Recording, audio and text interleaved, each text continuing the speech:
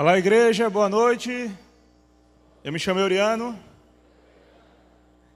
O tema da mensagem de hoje é a vida que vale a pena. Mas que pena é essa que a gente vai falar aqui? A palavra pena aqui tem a ver com punição, tem a ver com sofrimento. Pena, penal, penalidade, pênalti, que no futebol é uma punição para aquele time que comete o pênalti. Às vezes até vale a pena o pênalti, até vale a pena esta pena, esta punição, ainda mais quando o outro time está 44 do segundo tempo, o jogador está cara a cara com o gol, a única coisa que te sobra é fazer aquele pênalti na esperança, na expectativa que o goleiro vai pegar. Interessante que esse pênalti, essa pena que para um time é muito ruim, para o outro é muito bom. Isso é muito relativo, porque as penas, elas não são as mesmas para todos. Nem tudo que é uma pena para mim, o que é uma punição, o que é um sofrimento para mim, vai ser uma pena para você. Vai ser uma punição, um sofrimento para você. Por exemplo, um pai de família que precisa deixar a mulher e o filho em casa e passar uma semana fora viajando, para ele é uma pena deixar a mulher e o filho em casa, ficar distante dos filhos, da família, durante uma semana. Mas para outros, ter que passar um final de semana com a esposa e com os filhos em casa, ao invés de estar na farra, no futebol, seja lá onde for, é uma pena para ele ter que passar o final de semana com a família. Para alguns, por exemplo, é uma pena de madrugada, está chovendo, acordar 4h30 da manhã e não dormir mais nessa chuvinha que está fazendo aí. Mas para outros, que nem eu, ontem foi o meu caso aí, acordei 4h30 para poder sair correndo na chuva, para treinar na chuva. Então para mim já não é uma pena. Como eu sei que teve irmãos aqui que acordaram hoje 3 da manhã para ir correr a maratona de Fortaleza. Já não é uma pena para ele. Para uns é uma pena ter que, por conta de uma dieta, ter que comer um prato cheio de verduras e legumes. Ah, que sofrimento. Agora pergunta para o pastor Armando e para a Elô se é uma pena para eles isso aí. As penas dependem da vida que você quer levar, que você quer fazer valer. A bem verdade é que a pena só é sentida como um fardo quando o objetivo não é amado. Se eu não amo aquilo que eu estou fazendo, então aquilo se torna uma pena para mim. Muitas vezes você está num trabalho que você desgosta desse trabalho, e aquele trabalho ele se torna uma pena, se torna um fardo, se torna um sofrimento, porque você não ama fazer aquilo que você está fazendo. Quais são as penas que valem a vida que você quer levar? E aqui eu quero abordar 3 tipos de vida que nós podemos levar, e para isso vamos ler juntos em Lucas capítulo 15, a partir do verso 11. Você pode acompanhar aí na sua Bíblia ou então no telão.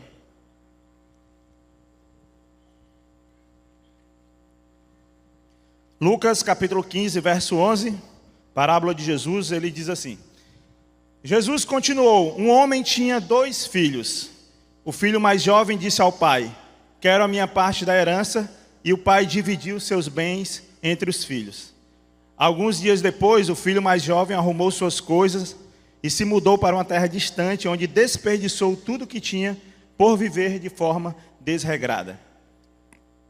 Quando seu dinheiro acabou, uma grande fome se espalhou pela terra e ele começou a passar necessidade. Convenceu um fazendeiro da região a empregá-lo, e esse homem o mandou a seus campos para cuidar dos porcos. Embora quisesse saciar a fome com as vagens dadas aos porcos, ninguém lhe dava coisa alguma. Quando finalmente caiu em si, disse: até os empregados de meu pai têm comida de sobra e eu estou aqui morrendo de fome. Vou retornar à casa de meu pai e dizer: pai, pequei contra o céu e contra o Senhor, e não sou mais digno de ser chamado seu filho. Por favor, trate-me como seu empregado. Então voltou para a casa de seu pai. Quando ele ainda estava longe, seu pai o viu, cheio de compaixão, correu para o filho, o abraçou e o beijou. O filho disse: pai, pequei contra o céu e contra o Senhor, e não sou mais digno de ser chamado seu filho. O pai, no entanto, disse aos servos: depressa, tragam a melhor roupa da casa e vistam nele, coloquem-lhe um anel no dedo e sandálias nos pés. Matem um novilho gordo, faremos um banquete e celebraremos. Pois este meu filho estava morto e voltou à vida, estava perdido e foi achado, e começaram a festejar. Enquanto isso, o filho mais velho trabalhava no campo. Na volta para casa, ouviu música e dança e perguntou a um dos servos o que estava acontecendo. O servo respondeu: seu irmão voltou e seu pai matou o novilho gordo, pois ele voltou são e salvo. O irmão mais velho se irou e não quis entrar. O pai saiu e insistiu com o filho. Mas ele respondeu: todos esses anos tenho trabalhado como um escravo para o Senhor e nunca me recusei a obedecer às suas ordens. E o Senhor nunca me deu nem mesmo um cabrito para eu festejar com os meus amigos. Mas quando esse seu filho volta, depois de desperdiçar o seu dinheiro com prostitutas, o Senhor comemora matando o novilho. O pai lhe respondeu: meu filho, você está sempre comigo e tudo o que eu tenho é seu. Mas tínhamos de comemorar este dia feliz, pois seu irmão estava morto e voltou à vida, estava perdido e foi achado. Vamos orar? Deus, obrigado pela tua palavra, Jesus. Obrigado por esta parábola contada por ti, Jesus, para nós, para que a gente possa aprender algo. Então, Senhor, que essa palavra de hoje possa fazer sentido a nós, a nossa mente, ao nosso intelecto, mas principalmente ao nosso coração, para que possa nos mudar, para que possamos sair daqui fazendo essas perguntas: o que é que o Senhor está querendo nos dizer e o que é que nós vamos fazer a respeito. Te louvo e te agradeço em nome de Jesus. Amém.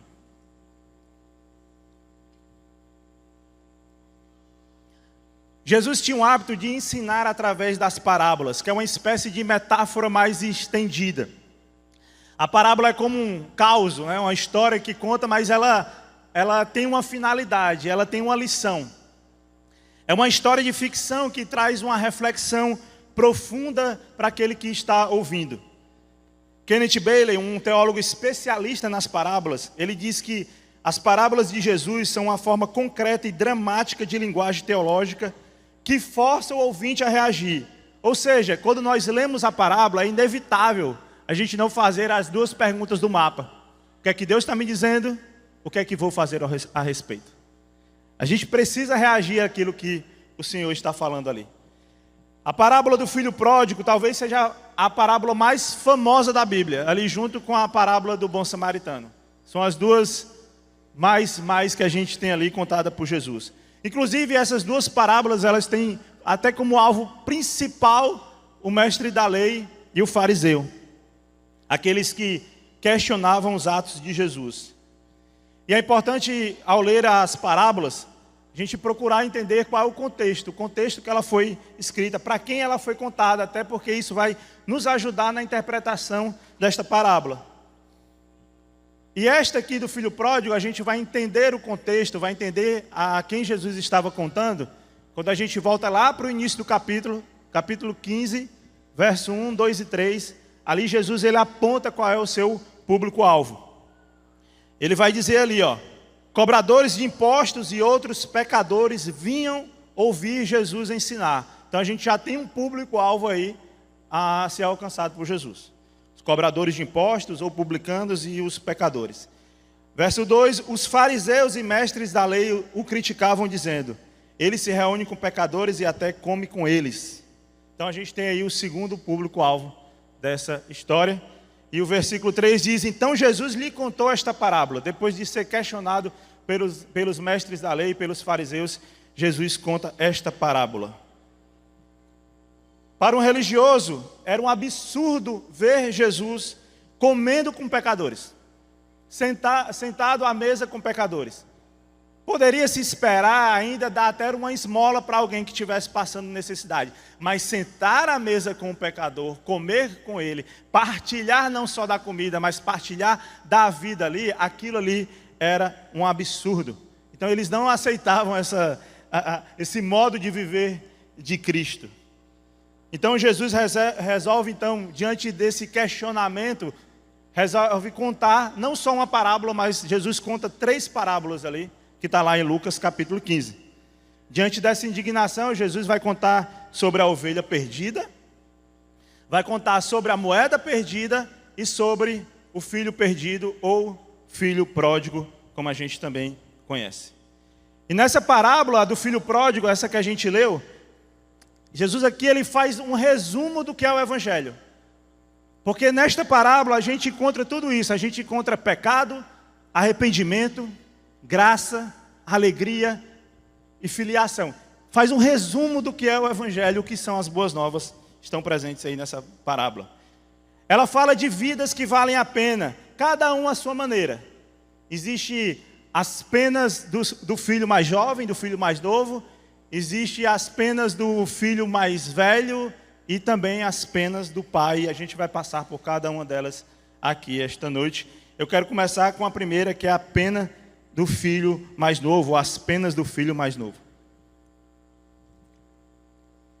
Essa imagem que ilustra é um quadro do Rembrandt chamado O Retorno do Filho Pródigo.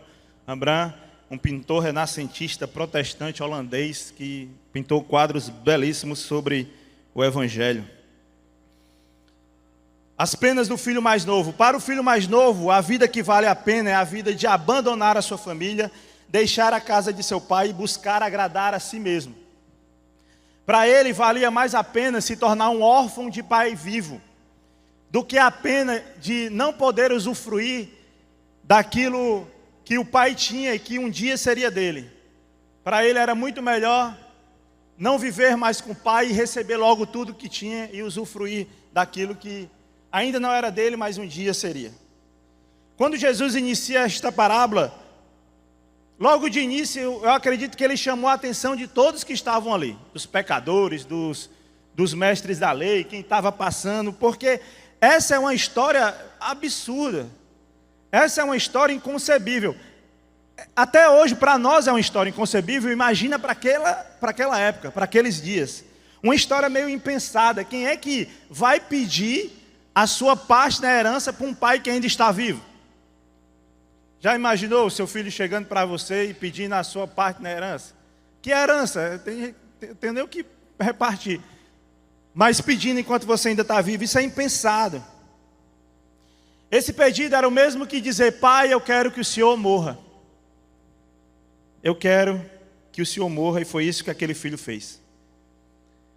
Só que Jesus, ele choca os seus ouvintes com a atitude do pai, que foi de repartir a herança com o filho. Então quem estava ouvindo ali, olhou e disse: como é, Jesus, essa história aí? Eu imagino o mestre da lei nessa hora, ele dando uma gargalhada, ele dizendo assim: rapaz, esse homem é um piadista, ele está contando uma piada. Porque isso não existe, não era esperado uma coisa dessa. O que poderia se esperar daquela história, que poderia esperar na sequência que Jesus está contando, é que quando o filho chega e diz: pai, eu quero a minha parte aqui na herança, o pai então se vira e taca-lhe a mão no pé do vidro, mão no tronco da orelha, e diz assim: vai para dentro e deixa de conversa. Talvez fosse o esperado, era o que era de se esperar daquele pai, mas não foi isso que aconteceu. Perceba uma coisa, que a entrega de bens naquela época é diferente do nosso contexto atual. Se eu vou transferir alguma coisa para alguém, eu faço um Pix, o valor foi mais alto, eu faço uma transferência eletrônica, um TED, alguma coisa assim, e logo já na mesma hora cai na conta de alguém, e ali eu transferi o bem. Mas naquela época não existia isso. Tinha que fazer um inventário de tudo que tinha, e ainda mais esse filho que ele queria pegar o que era dele e ir embora, ele não queria ficar com terra nenhuma. Ele não ia ficar com propriedade nenhuma.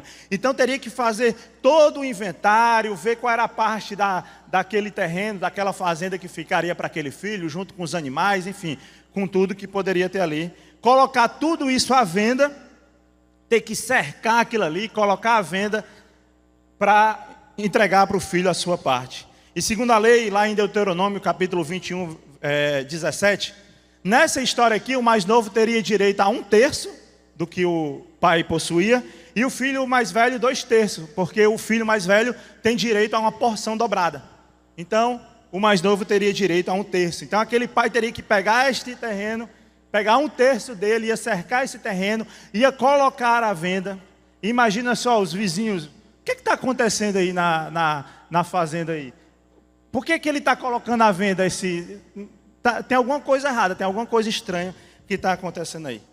Para uma época em que o terreno, em que a propriedade, em que o latifúndio era de suma importância para o homem.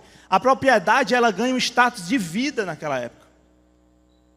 Portanto, não era só uma parte da propriedade que estava sendo desfeita, uma parte da propriedade que estava sendo dada para aquele filho, uma parte da propriedade que estava sendo vendida. O que aquele pai estava fazendo, ele estava dando uma parte da sua vida. Ele estava entregando uma parte da sua vida.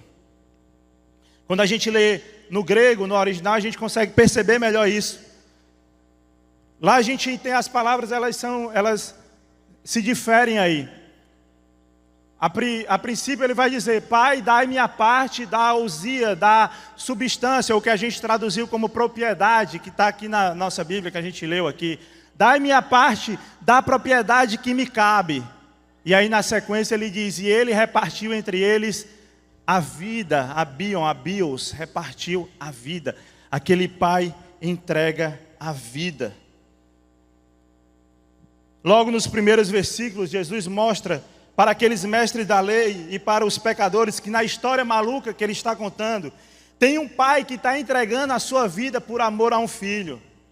E o que é que esse filho faz com essa vida? Arruma suas coisas, se muda para uma região distante, vai viver de uma forma desregrada com a vida que o pai lhe deu. Percebe o que é que está acontecendo aqui? O que é que Jesus está contando com essa história para nós?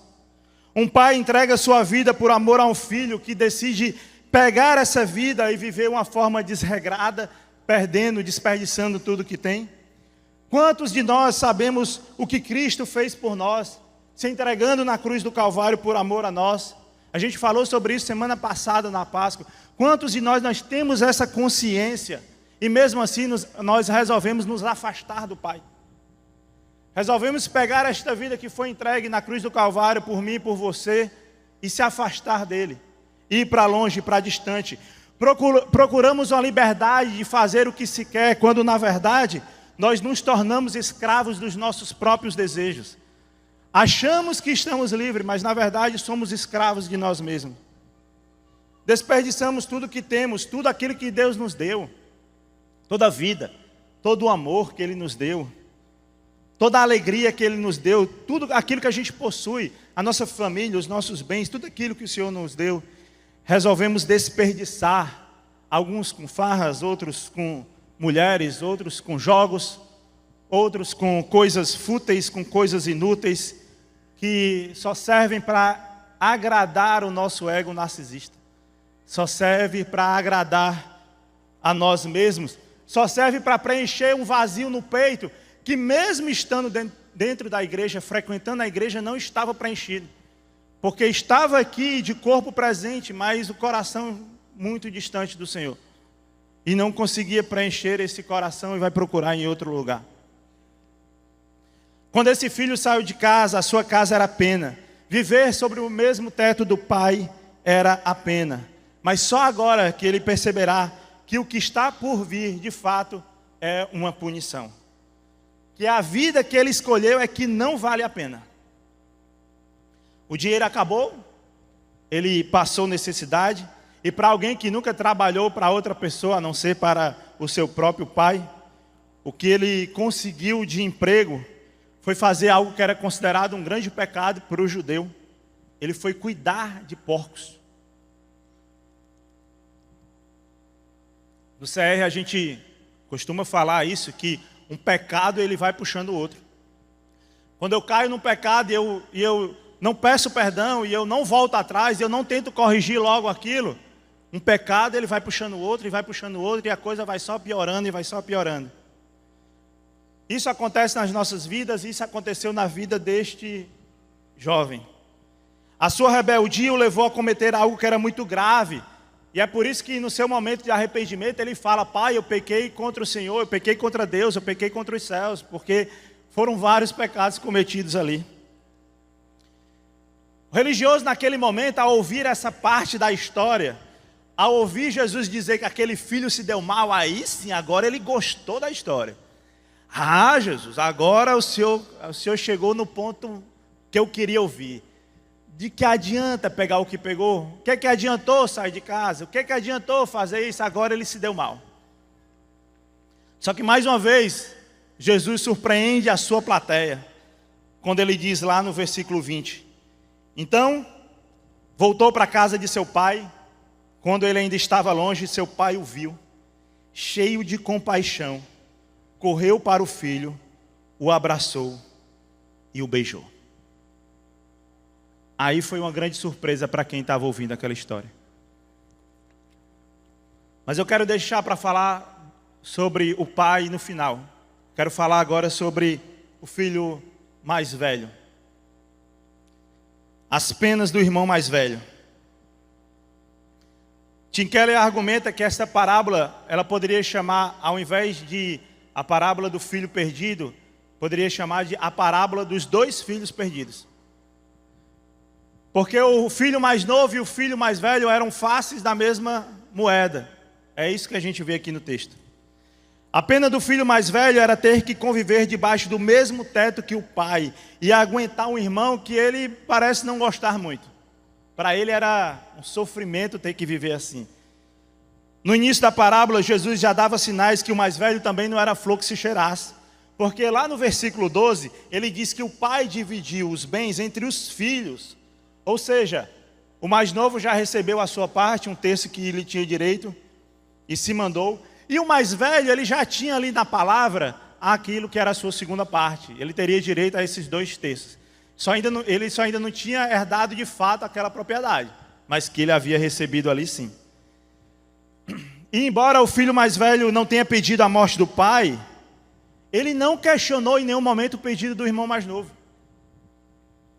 Porque ele também estava sendo beneficiado naquele momento. O pai também estava dando a sua vida para ele.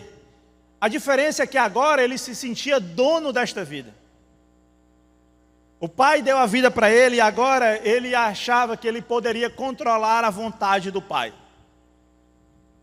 Ele se sentiu dono, afinal, aquilo que sobrou era o que pertencia a ele. O que era esperado desse filho mais velho era ele ter servido como mediador na história. Ele ter chegado para o irmão mais novo e dito: cara, tira isso da tua cabeça, volta atrás, não faz isso. Vamos ficar aqui em família, esquece isso tudo. Ou então até mesmo quando ele tivesse saído de casa, ter ido atrás dele, ter corrido atrás dele. Mas aquele filho mais velho, ele não amava o pai e não amava o seu irmão. Porque para ele era uma pena estar debaixo da autoridade daquele pai.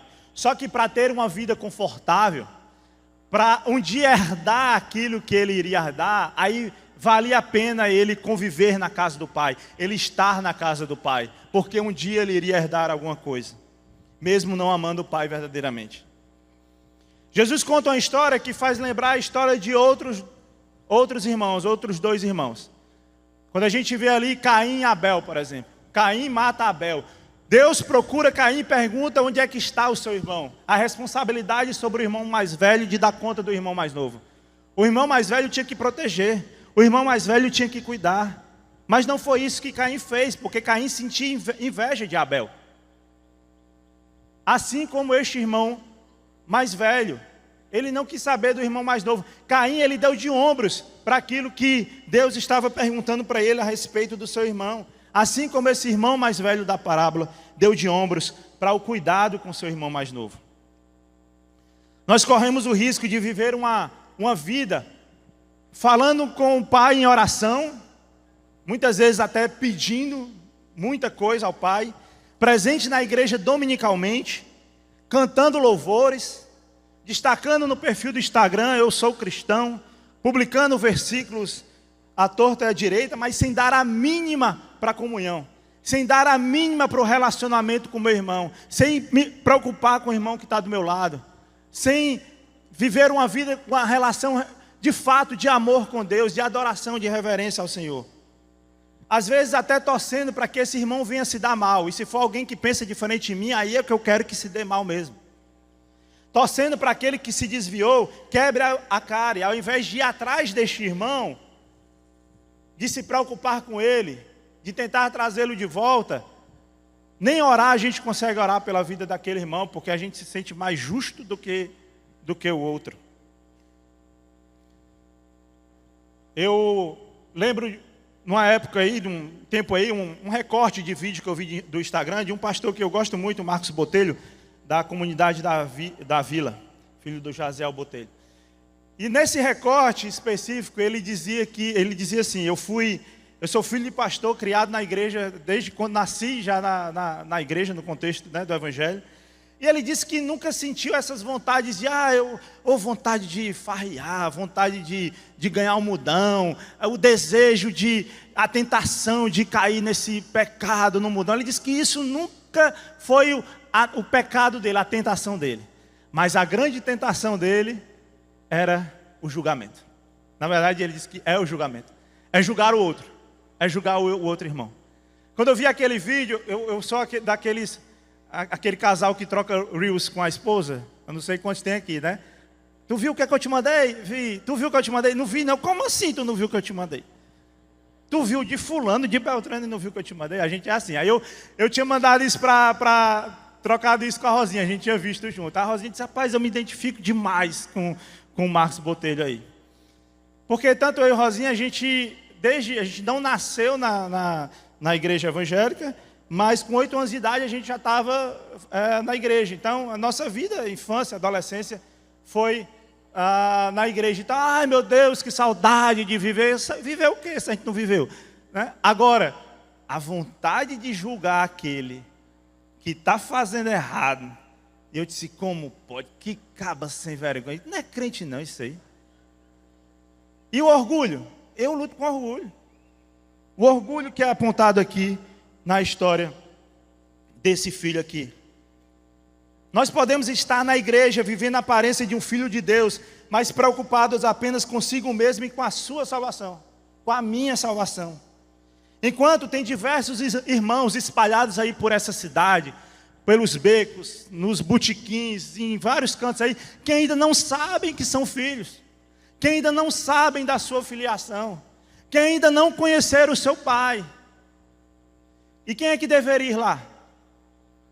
Quem é que deveria ir lá mostrar, olha, tem a casa ali, a casa do pai. Vamos para a casa do pai, que tu é o meu irmão. Romanos capítulo 10, verso 14, o apóstolo Paulo diz assim: mas como poderão invocá-lo se não crerem nele? E como crerão nele, se jamais tiverem ouvido a seu respeito? E como ouvirão a seu respeito, se ninguém lhes falar? E como alguém falará, se não for enviado? Por isso as escrituras dizem, como são belos pés dos mensageiros que trazem boas novas. É a música do nosso pastor, Daniel Almeida, Não Posso Me Calar, baseada nesse texto de Romanos 10, 14. Além de não cuidar do irmão e de não ir atrás dele, este filho fica revoltado com a volta deste irmão para casa. Ao saber da festa que o pai estava dando, por conta da volta do irmão, ele se recusa a participar. O pai não matou um cabritinho não, matou logo um novilho, quer dizer, ele fez uma festa, foi para a cidade toda, e o filho dele não queria participar, se recusou. Naquele momento, valeria mais a pena ficar do lado de fora do banquete, do que aceitar a compaixão que o pai estendeu ao filho mais novo. Versículo 28 lá, a reação desse filho. O irmão mais velho se irou e não quis entrar. O pai saiu, mais uma vez ele sai de casa. E insistiu com o filho, mas ele respondeu: todos esses anos tenho trabalhado como um escravo para o Senhor, e nunca me recusei a obedecer às suas ordens. Olha a percepção que esse filho tinha da relação dele com o pai. Não era uma relação de filho. Ele tinha uma percepção que ele era uma relação de escravo. Ele não se via como filho, ele se via como escravo. E não era por falta de amor do pai, mas era pelas expectativas que ele colocava naquilo que ele queria ter. E o Senhor nunca me deu nem mesmo um cabrito para eu festejar com os meus amigos. A alegria não estava em festejar com os de casa, com o pai, com o irmão. A alegria estava em festejar lá fora, com os amigos. Mas quando esse seu filho volta, ele não diz, quando o meu irmão volta, que nem quando a gente está brigando com a mulher em casa, aí o menino está dando trabalho, ele diz, olha teu filho aí, ó. Né? É nosso filho, cara. Mas quando esse teu filho volta, depois de desperdiçar o seu dinheiro com prostitutas, o Senhor comemora matando um novilho. Percebe o sentimento desse filho? Não era de amor pelo pai, não era de amor pelo irmão. Era de interesse naquilo que o pai poderia lhe dar. Foi por isso que ele serviu o pai durante todos esses anos, para receber alguma coisa em troca, para receber os direitos. Para isso é que ele estava na casa do pai. O filósofo Kant, ele vai dizer em seus escritos, ele questiona essas motivações humanas que te faz servir a Deus pela expectativa do que vai herdar ou pelo temor do inferno que você não quer enfrentar. Aí a pergunta é, o que é que te faz servir a Deus? O que é que te faz estar na casa do Pai? É a expectativa da vida eterna, porque esse mundo está louco e eu quero que Jesus venha logo e me resgate e me leve? Ou é o temor de ir para o inferno? Ou, que deveria ser, né? O amor que você tem pelo Pai e pelos seus irmãos. Quando o pai divide os bens no versículo 12, e o mais novo recebeu a sua parte, o mais velho ele ainda não tinha recebido a sua parte formalmente. A propriedade que deveria ser dele ainda era administrada pelo pai. O pai era o gestor daquele terreno. Mas nessa hora ele age como se fosse um sócio do pai, pedindo explicações do que estava acontecendo, do que o pai estava fazendo, exigindo coisas do pai.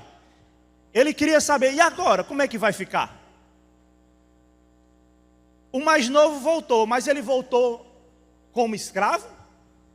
Ele voltou como trabalhador? Porque eu ouvi dizer que foi isso que ele pediu. Quero voltar como um trabalhador, como um escravo. Ele voltou como servo, como escravo? Ou ele voltou como filho? Ah, ele voltou como filho? Quer dizer que ele foi admitido como filho? Peraí que a conta agora não bate. Como é que vai ser agora? Porque o que tem aí é meu. O que tem aí pertence a mim. 33,3% já foi dado para o filho mais novo. 66,6% é meu. E quando o pai morrer, esse filho mais novo vai receber o quê? Porque eu não vou cuidar desse filho, não. Aí é que entra o cálculo da graça divina. De acordo com a lei, inicialmente ficou assim, o mais novo, 33,3% e o filho mais o filho mais velho, 66,6%. Tá certo? A conta é essa, inicialmente. Mas olha só o que é que acontece. Havia sobrado 66,6%. Só que o filho mais novo, ele é readmitido como filho, e não como escravo, e não como trabalhador. Diante desta conta, tem que se pegar esse 66,6%, dar 1/3 para o filho mais novo, ou seja, 22,2%. E o filho mais velho continua recebendo uma porção dobrada, 44,4%. Só que no final das contas, o que é que acontece? A conta deu errada, porque o filho mais novo está saindo com 55,5% e o filho mais velho ficou com menos.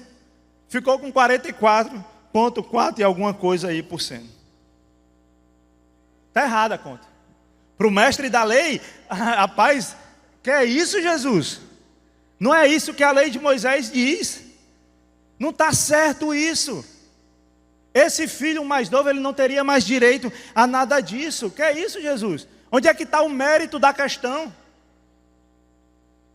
Isso é uma questão de mérito. Essa conta, ela não poderia ser assim. O filho mais novo, ele não merece mais 22%. O que ele tinha, ele já gastou, ele não merece mais. Nessa conta, Jesus, não pode entrar a graça, tem que ser uma questão de mérito. É isso que ele estava dizendo. A atitude desse irmão me lembra outro personagem bíblico. Vai nos lembrar outro personagem bíblico lá do Antigo Testamento. Jonas se revolta com Deus porque o Senhor teve compaixão do povo de Nínive. Para Jonas, mais valia a pena da morte do que saber que Deus havia decretado um juízo e voltado atrás, visto que o povo havia se arrependido. Assim como aquele irmão, mais valia a pena ficar do lado de fora do que ver um povo que merecia punição receber paixão, receber perdão e receber misericórdia. Você pega ali o livro de Jonas, livro curtinho, 4 capítulos, você vê a quantidade de vezes que Deus vai poupando a vida de Jonas. Quando a gente chega lá no capítulo 4, Tem uma cena bem interessante. Deus planta uma árvore, essa árvore cresce, que dá uma sombra para Jonas. E ele está ali descansando nessa sombra. Mas aí o Senhor retira esta árvore. E quando o Senhor retira essa árvore, mais uma vez, Jonas prefere a pena da morte do que aceitar aquilo que Deus fez. Essa história, para o público-alvo, apesar de parecer absurda, ela não era uma história nova. Eles é que não queriam admitir essa história. Como assim? O filho mais novo receber uma bênção maior do que o filho mais velho? Vamos voltar na história? A oferta que mais agradou ao Senhor foi a oferta de Abel. A gente tem Ismael e Isaac. Isaac é o filho da promessa, o filho mais novo. A gente tem Jacó, Esaú e Jacó. Jacó é o filho mais novo. De entre todos os irmãos de Davi, Davi era o filho mais novo. Então, essa história de que o Senhor não age por meritocracia, mas Ele age por graça, isso é desde o Antigo Testamento. Desde o Gênesis, desde os primeiros capítulos de Gênesis é assim. Mas eles não queriam admitir isso. Inclusive lá em Romanos capítulo 9, o apóstolo Paulo ele vai trazer essa história de Esaú e Jacó. E ele diz assim no verso 11. Essa mensagem mostra que Deus escolhe as pessoas conforme os propósitos dele e as chama sem levar em conta as obras que praticam. Para quem vive um evangelho meritocrático, é uma pena ver o Senhor alcançar ou abençoar aquele que ele julga não merecer. Mas Senhor, eu estou aqui, Senhor. Eu estou te servindo, Senhor. Eu venho para a igreja, como é que aquele outro é mais abençoado do que eu? Por que eu não sou abençoado e aquele é abençoado? A gente não aceita isso. Mas o evangelho ele é contrário a qualquer tipo de meritocracia. Nas boas novas não há espaço para direitos, apenas para a graça. Apóstolo Paulo fala lá em Efésios capítulo 2, do verso 8 a 9. Pois vocês são salvos pela graça, por meio da fé, isto não vem de vocês, é dom de Deus, não por obras para que ninguém se glorie. Na parábola, Jesus não estava falando de uma fantasia alegórica, algo que não existe. Porque infelizmente essa história é a história de muitos que estão na fé, que estão no caminho. São diversos irmãos mais velhos espalhados por aí, dentro da igreja, vivendo uma vida de religiosidade, achando que podem comprar o favor de Deus com a sua oração e com seus dízimos. Pessoas que buscam a Cristo pelo que Ele pode dar e fazer, estão na igreja pelo ter e não pelo ser, estão aqui pela sombra que Cristo pode nos dar. Mas se retirar a sombra, vai embora. Porque a todo tempo tenta barganhar com Deus, querendo fazer Deus de sócio em seus negócios. Mas tem uma coisa aqui. Como eu falei, eu me aproximo até mais do irmão mais velho do que o irmão mais novo. Então eu não posso simplesmente apontar esse dedo sem antes apontar esse dedo para mim. Essa questão da graça, para mim ficou muito claro a graça do Senhor, como ela me alcança. Eu vim de um contexto de uma outra igreja que funcionava diferente. Talvez alguns de vocês tenham vindo desse contexto. Era assim: hoje eu estou salvo. Hoje eu não estou mais não. Hoje eu estou salvo. Amanhã eu não estou mais não. Hoje eu estou... E assim vai. Hoje eu leio a Bíblia, estou salvo. Amanhã eu cometi um pecado, não estou mais não. Rapaz, era uma, sei lá, vivia numa crise, numa angústia danada, porque era Deus todo o tempo cancelando minha salvação. Dá a salvação, cancela a salvação. Dá a salvação, cancela a salvação. Escreve o nome no livro da vida, passa o corretivo, tira o nome do livro da vida. Escreve de novo, passa a borracha e tira de novo. Isso gera uma angústia, isso gera uma crise, porque você a todo tempo você está querendo fazer com que você seja salvo. Anulando inclusive o sacrifício de Cristo na cruz do Calvário. Então, isso para mim ficou muito claro, principalmente depois que eu cheguei aqui nesta igreja, tem mais de 20 anos aqui. Ficou muito claro entender esta salvação, entender esta graça, olhar para a palavra de Deus, ver o que é que o apóstolo Paulo está falando lá em Romanos, sobre justificação, sobre fé, ver o que ele está falando lá em Efésios, ver o que é que Jesus, o sacrifício de Jesus, isso ficou muito claro. Porém, acontece também algo que eu acho que eu vou chamar, não sei se a palavra é essa, mas uma meritocracia reversa aí, vamos dizer que seja isso. Como é que acontece? É que às vezes eu me pego, sabe como? Quando a coisa deu um erro, algo deu errado, eu olho para mim e digo: mas onde foi que eu errei? Onde foi que eu vacilei? Aí eu trago de volta essa questão do mérito ou do desmérito, mas eu trago de volta para mim, como se dependesse daquilo que eu faço. É lógico que errar, pecar, todos nós iremos pecar, mas nós temos que entender a soberania de Deus sobre tudo e sobre todos, e que Deus permite as coisas acontecerem na nossa vida, seja de bom, seja de ruim, e olhar para tudo isso que faz, porque Deus está acima de tudo e de todos, e corrigir aquilo que precisa ser corrigido, agradecer a Deus pelas coisas boas, pelas coisas ruins. Isso também é um tipo de meritocracia que eu vi acontecer na minha vida. E eu quero chegar aqui ao último, isso vai me levar ao último ponto dessa mensagem, que são as penas do Pai. O filósofo brasileiro Clóvis de Barros Filho, ele tem um livro chamado A Vida que Vale a Pena. Inclusive o título veio daí, né? Dessa mensagem. Ele argumenta que, diferentemente dos animais ou das plantas que são guiados puramente pelos seus instintos ou pela natureza, o ser humano carrega o peso de ter que deliberar sobre a sua própria existência. Essa escolha, essa deliberação, ela gera uma angústia profunda e uma tristeza muito particular. Pois, independente do critério ou valor que escolhamos, existirá sempre a incerteza da escolha, a suspeita do erro e a sombra do arrependimento.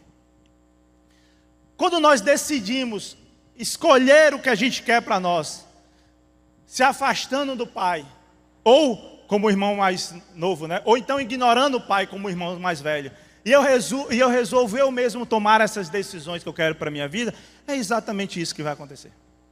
Eu entro numa crise existencial, numa angústia profunda no meu ser. As minhas escolhas são passíveis de arrependimento, porque eu não tenho certeza daquilo que eu realmente estou escolhendo.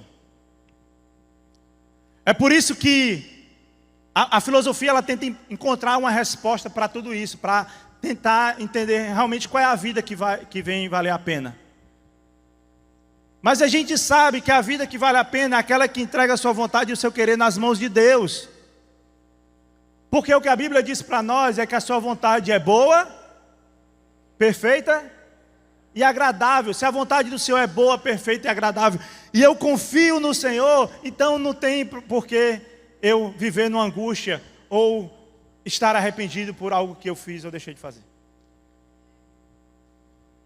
Quais foram as penas deste pai? A primeira delas foi a pena da desonra. O pai sofreu a desonra ao receber o pedido do mais novo. Ele teve que suportar com paciência a dor de ter o seu amor rejeitado. O filho mais novo, ele mata o pai com o seu pedido. Ele mata o pai com a sua fala. Eu lembro aqui de um personagem do Machado de Assis, Bentinho. Na história lá no livro ele conta que ele agradece a Deus pela prudência de não nos dar como armas, de nos dar como armas de ataque a língua e as mãos, e como armas de defesa as pernas para correr. Ele agradece essa prudência divina. Já imaginou se no lugar da minha língua fosse uma foice, quantas pessoas eu já não tinha matado? Se dos meus pensamentos saíssem esses drones que saem que está aí no meio da guerra aí, quantas pessoas à distância eu não tinha matado só através do meu pensamento? Aquele filho, é isso que ele faz. Ele pede a morte do pai que teve que suportar com paciência. Quem vê a Cristo vê o Pai. Jesus, ele é o Deus Filho. E nessa história ele assume o papel de pai. Ele teve que suportar com paciência o povo pedir a sua morte. Teve que suportar o povo pedir a sua crucificação. E ele não só suportou, como ele olhou para Deus e disse assim: Pai, perdoa, porque eles não sabem o que fazem. A segunda pena foi a pena do escândalo público. Quando avistou o seu filho mais novo voltando para casa, aquele pai correu em sua direção, o abraçou, o beijou. Um patriarca nunca faria isso naquela época. Quem ia correr era menino que corria. Quem corria era escravo que corria. Não um homem nobre, um homem da posição dele. Este homem nunca correria. É até estranho hoje em dia, você está andando na rua, você vê alguém adulto correndo, você fica logo, rapaz, o que está acontecendo? Está correndo de ladrão? O que foi que houve? É estranho ver alguém correndo. Imagina naquela época, seria algo escandaloso. Aristóteles disse assim uma vez: os grandes homens nunca correm em público. Ben Siraque, um pensador judeu que viveu antes de Jesus, ele confirma essa atitude quando ele disse: o andar do homem dá a conhecer o que ele é. Aquele homem, aquele pai, ele correu. Ele não só correu, mas ele abraçou e beijou o seu filho. Era para ser o contrário, são os filhos que têm que prestar essa reverência ao pai. Lembra? Benção mãe, benção pai, antigamente. Esse ato de igualdade ecoa a pena de Cristo por nós. Apóstolo Paulo vai dizer lá em Filipenses 2,7: esvaziou a si mesmo, assumiu a posição de escravo e nasceu como ser humano. Quando veio em forma humana, humilhou-se e foi obediente até a morte e morte de cruz. A pena do escândalo público. A terceira pena foi de abrir mão daquilo que lhe pertencia e dar ao seu filho. Ele disse aos empregados para lhe darem a melhor roupa, a túnica mais preciosa que havia naquela casa. Aquele pai cobre a nudez daquele filho, assim como Jesus cobriu a nossa nudez. Isaías capítulo 61, verso 10, o profeta prediz isso, quando fala: pois ele me vestiu com roupas de salvação, e pôs sobre mim um manto de justiça. Jesus, ele cobriu a nossa nudez. Naquele dia que ele foi para a cruz do Calvário e morreu por mim e por você, ele nos vestiu com vestes de salvação. Ele nos vestiu com um manto de justiça. E essas penas, elas não acontecem só com o irmão mais novo, acontece com o irmão mais velho. Ele teve que sair correndo também atrás do irmão mais velho. Ele teve a desonra de não ter o filho presente naquela festa. O escândalo público de correr, a desonra de não ter o filho. Mas Jesus está mostrando aqui que Deus, ele é pai do pecador ele é pai do pecador, é pai do religioso. Ele é pai daqueles dois públicos que estavam ali. Ele é pai do gentio, do judeu, que apesar da sua realeza, ele não se portou com o escândalo da cruz. Ele não vai afastar ninguém da sua presença. Quando a gente lê lá Esté capítulo 1, a gente vê o rei Assuero, ou o rei Xerxes. Ele fica revoltado porque a rainha Vasti, ela não vai participar daquele banquete. Então, para ele aquilo ali foi uma desonra muito grande, que ele afasta ela da presença dele. Ele não quer mais aquela mulher diante dele, nunca mais. Mas não é assim que o Senhor faz conosco. Com Jesus é diferente. Ele lança os convites. Acontecem muitas recusas, mas o convite continua aberto. Ele está como o pai dizendo: vem, vem, vem, eu quero te abraçar. Vem, eu quero te beijar. Vem, eu quero te acolher. Tem gente que vem na infância como eu. Tem gente que vem na fase adulta. Tem gente que só vem já na velhice. Mas ninguém está expulso da presença de Deus. Nem o povo judeu que o crucificou. Um dia eles reconhecerão Jesus como Senhor e Salvador. Ninguém está expulso da presença dele. Tim Keller resume o Evangelho dessa forma: somos mais pecadores e falhos em nós mesmos do que jamais ousamos acreditar. Mas ao mesmo tempo, somos mais amados e aceitos em Jesus Cristo do que jamais ousamos esperar. O amor de Cristo é muito maior, gente, muito maior. Inclusive essa palavra pródigo que a gente usa para o filho, filho pródigo, essa palavra pródigo, ela significa gastador. E nessa história aqui, se tem alguém que foi mais pródigo do que qualquer outro, foi o Deus. Ele é o Deus pródigo, como é o título do livro do Keller. Ele é o Deus pródigo, ele é o Deus que se gasta, ele é o Deus que se doa, é quem mais se gastou por amor a nós. É Ele. E aqui eu estou chegando no final dessa mensagem. E eu quero dizer isso aqui, que só existe uma vida que vale a pena. E a vida que vale a pena é aquela que entrega toda a sua vontade e o seu querer nas mãos desse Deus pródigo.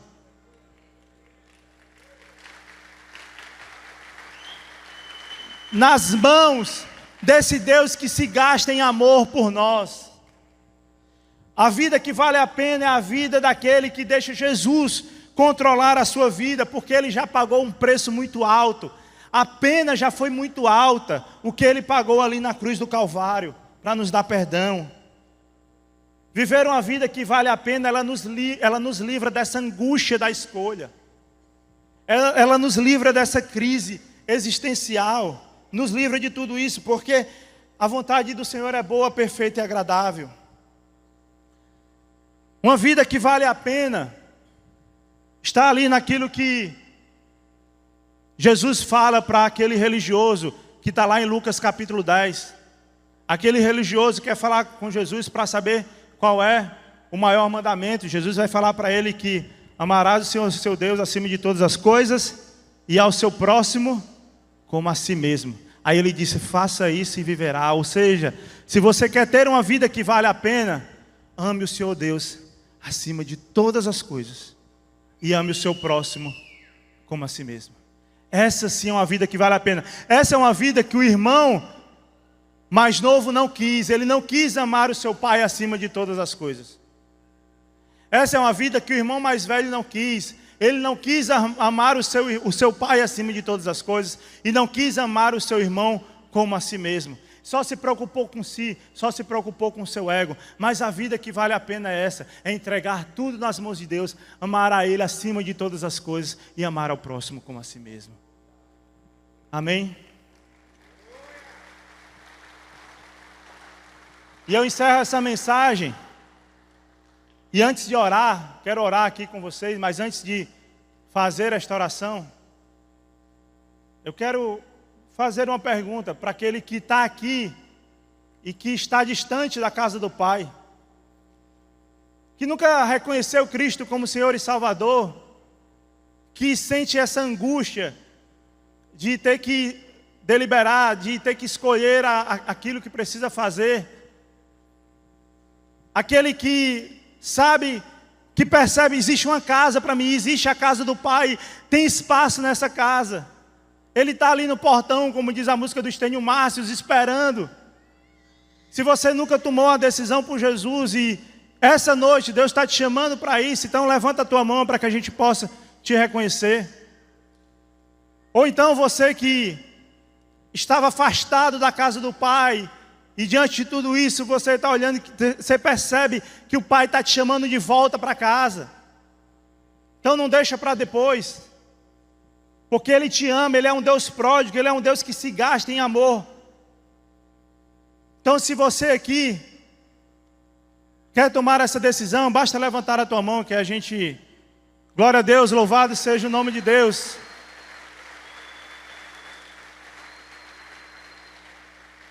Se mais alguém aqui quer tomar essa decisão de vir para a casa do Pai, é um pai que está ali, ó, ele vai lá dentro na cozinha, mas ele toda hora ele volta ali no portão para saber, cadê meu filho? Voltou? Cadê meu filho? Voltou? Porque eu quero abraçar, eu quero beijar esse filho. Então se por acaso você está nesta condição de voltar para os braços do Pai, de voltar para a casa do Pai, então não deixa para amanhã, levanta a tua mão aí, para que a gente possa te reconhecer.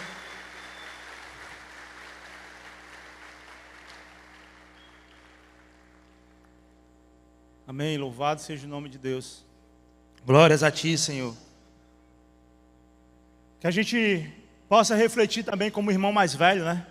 Diante das nossas atitudes, diante das nossas ações. O que é que eu preciso corrigir aí na minha jornada também? O que é que eu preciso corrigir na minha vida para se tornar esse irmão mais velho que Deus espera de nós?